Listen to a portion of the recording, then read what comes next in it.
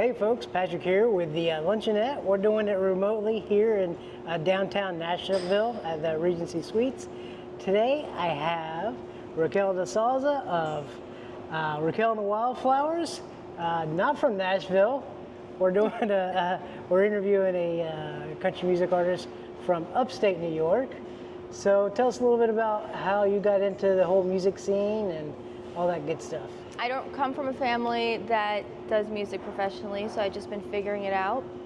I've always sang my whole life, written since I was a kid.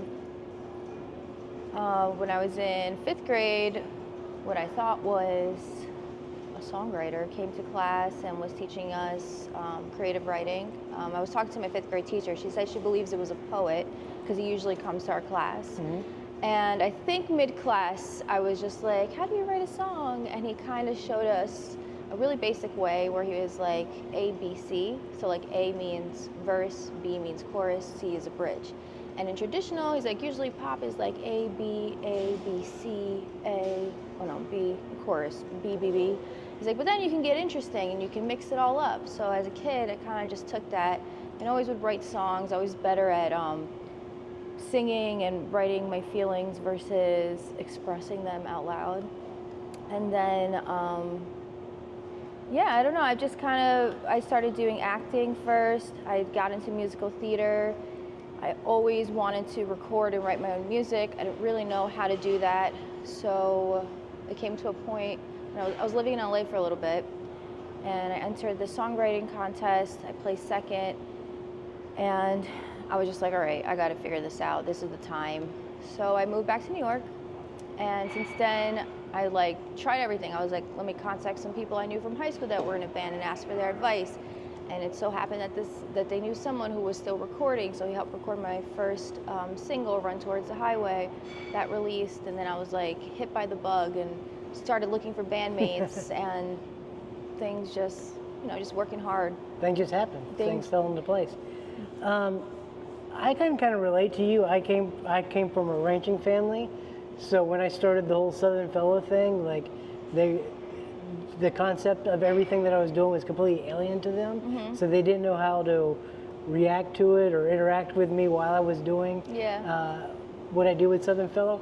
How was that with your family, being that you didn't really come from a music background? Well, the first thing, when you're young, you're just like, I have dreams, I'm going to make it happen. It's more financial security, and I get it now. But they see the results, and it's funny because my parents, I'm first generation American, and my dad is a small business owner. And who knows, maybe that hasn't impacted me. If I see, if you put in the work, you will get there. Of course, you need to have the skills, and you have to always work on the skills as well, too. But I think if you work really hard and have a good attitude, that the work comes, and you just always have to be a person of your word and follow through. Now, again, like I mentioned, we're here in Nashville. Yeah. Both of us are not from Nashville, but you had just played your first writers round last night with our Southern Fellows writers round. How was that experience? It was really fun. It was really good. Yeah, it was cool. I love being surrounded by really talented people. I get really inspired when I see really good singers and writers, because I watch it from a perspective where I'm like, oh, that's interesting. How did they get their tone that way? And that's really cool, hearing the stories behind how they get inspired by a song. And it's really interesting how there are writers that are like, I heard this person say this word, and then a whole song came out of that. And I'm like, that's so cool. And it gets my creative brain oh, that's so interesting, because now it makes me think of oh, I should start incorporating that. If I'm able to get inspired like that for myself. But it was really cool. I really enjoyed it. Yeah, it's just a really unique experience, like you say, being around a bunch of other writers and artists and just people. I mean, this is Music City. Everybody comes here for music for the most part. So it's just a really cool experience to have. And I'm glad you were able to be part of our writers round me too. Yesterday. I'm so happy. So you've been doing this for a while, and I know you've been traveling for a while, because I've known you for 4 years probably, and you've had a pretty successful band. You've been doing a lot of touring. So given the level that you're at now, if you could rewind to your 15-year-old self, what advice would you give that girl?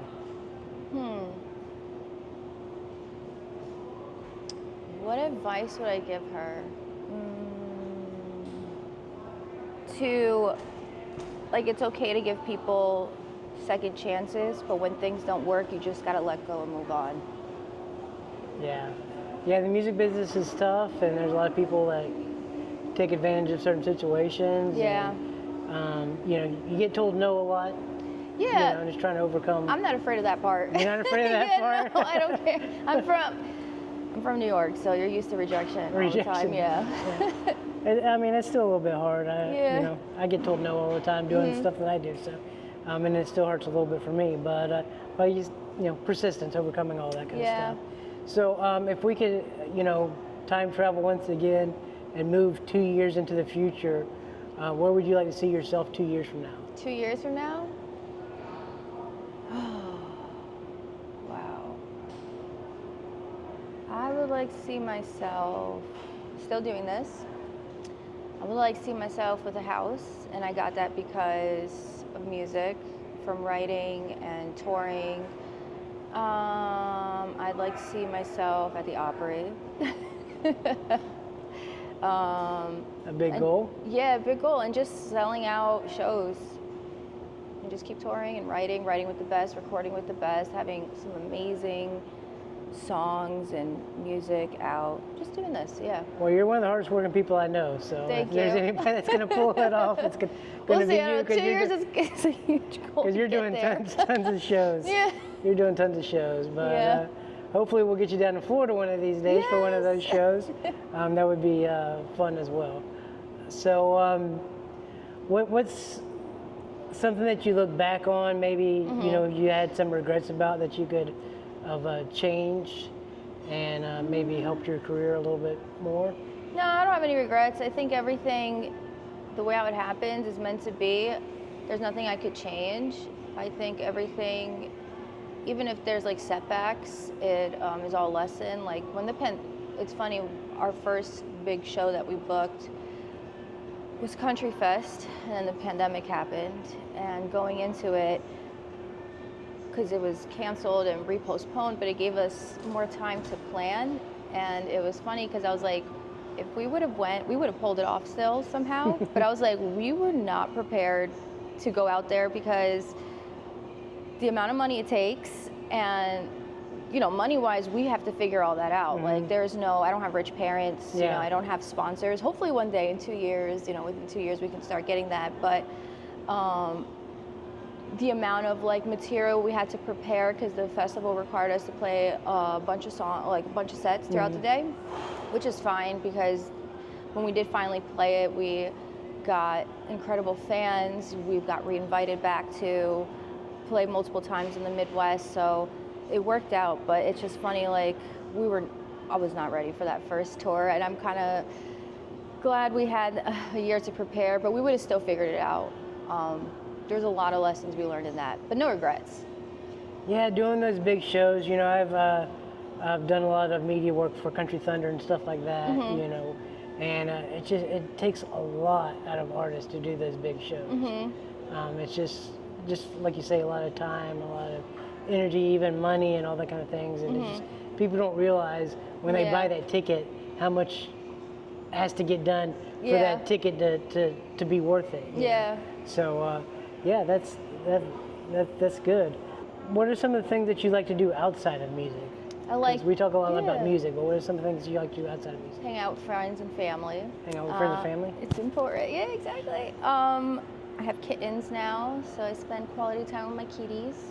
Lauren likes cats. Yeah. She eats them quite a bit. Oh, no. Oh my God. Yeah, I actually miss, it's funny, we're on this trip and Boomer, he's my crazy orange cat, and he wakes me up every morning at 6 to like get my attention. And then as soon as he's done with attention, then he wakes up his sister, and they have the zoomies all, and I'm like, all right, that's it, can't go back to sleep. But I do that. I do some hiking. I like to walk. I like to explore little cute towns. Luis and I, my fiance, we like to take road trips, and yeah. Okay, let's get back to music. Okay. We've talked about cats. How would you define your music? How would you define Raquel and the Wildflowers? Country rock. country With a little rock? bit of pop in there. A little bit of pop? Yeah, I would say that. It really depends. I love music, so I'm always listening to artists. And it's funny, like when I start writing, it's always like, who was I listening to the most, like the past year? And that really influences me on my next, like, I guess, style in writing, kind of. Well, you've definitely inspired the Luncheonette podcast, because if you've listened to our beginning and ending jingle to all of our podcasts, that's the first part of Room 15. So thank you for letting us use that. Of course, yeah. A lot of people have commented on like who wrote that. Yeah, and that's I awesome. keep pointing to Room 15. Yeah, oh sweet. So yeah, that's also a fun song. Check it out. It's kind of traveling on the road and staying in hotel rooms and all that kind of stuff. Well, it's actually a story about how it, my first band rehearsal at a room called Room 15. Oh, At least okay. I didn't hear this story. I thought it was a hotel room. No. Okay. It's a rehearsal room. And at the time, it was like all I could afford, and most of the players were from the city area. Only 2 of us were north of the city. And so we met at this room in Brooklyn, and it was a disaster. We barely got through it. I was coughing because drum set was broken. There's probably asbestos in the wall. The ceiling is like crumbling down on us because there's like a EDM concert happening next door.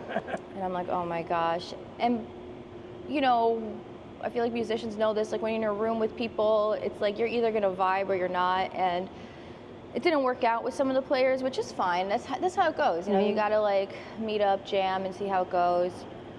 But the other 2 guys stuck around. Well, Luis has been with me. He was there since the beginning. And I don't know, that song's just about like starting from nothing and getting away from, Getting away from Room 15. Get away from Room 15. You don't want to go back there. But you got to start somewhere, and you got to build it. You know, some people have that like apartment. I think you mentioned that. Like somebody has people have that apartment they start out with, or maybe like a small office, and you just kind of like build from there. So it's just starting from nothing, and you know, hopefully keep going. Yeah, I started working from home, and then we moved to Workspace Collective, which is a co-working space in Daytona Beach. We love it there. That's where our podcast studio is. And you know, we kind of grew up a little bit here at Southern Fellow, and now I got Lauren and Jordan wherever Jordan went, but he disappears all the time. But yeah, so you gotta grow into it, and especially like you're talking about bandmates. Like people don't realize how hard it is to find bandmates, and they can sometimes be great musicians, but finding that fit with everybody is very hard. It is very hard, and I'm lucky to have a great group of touring musicians. I wouldn't traditionally, well, Luis, I would say yes, he's, you know, official member, but we have a great He's just outside of Canada. Yeah, we have a great roster of I guess they like to call themselves touring musicians that we get to work with, and we're all friends, and it's a good time on the road. Yeah, y'all look like you have a good time. You all have a van now too and everything? Yeah, we financed the van. Yeah, financed that. A few more years of payment, but thankfully, Well, that's a lot of equipment all around, and well, yeah, we got a lot of stuff. A lot of people? Yes. People and stuff? People and stuff, suitcases, everything. Hopefully you'll move into a tour bus. Hopefully one day, that would be great. Yeah, maybe in 2 years, who knows? Who knows? That would be great. But anyhow, Raquel, I want to thank you for doing this interview. Thank you for having me. Hopefully we'll get you down to Florida. Maybe we'll make a tour to upstate New York. That would be awesome. Somewhere, and do a couple shows out there. So again, I want to thank you. Please check out Raquel the Wildflowers wherever you're streaming music. And what's your social handles? It's at Raquel Wildflowers. At Raquel Wildflowers on Facebook, Instagram. And TikTok. Yeah, TikTok I gotta get better though. I'm so bad at it. You're not doing the TikTok dances yet? No. Okay, stay tuned for the TikTok dances. I'm like 30, I can't be doing these dances. Excuse me. But anyhow, thank you again, and we'll see you next time right here on Luncheonette. Bye.